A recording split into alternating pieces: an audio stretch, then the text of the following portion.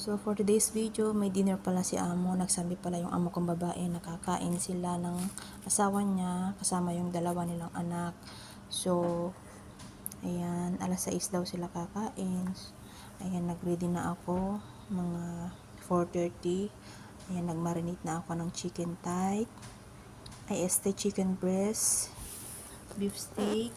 Ayan, yung ginawa kong dumplings noon na pinreaser ko. So, ayan, dinapros ko minced beef para sa rice bowl ng dalawang bata, beef rice balls, and then nagbayat ako ng capsicum, broccoli, gigisa ko yan.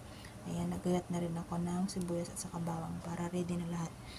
Ayan, para iwas ubos oras. So, ayan, ganyan ako pag may dinner, nag-ready na. Ayan, thank you for watching. Don't forget to comment and share.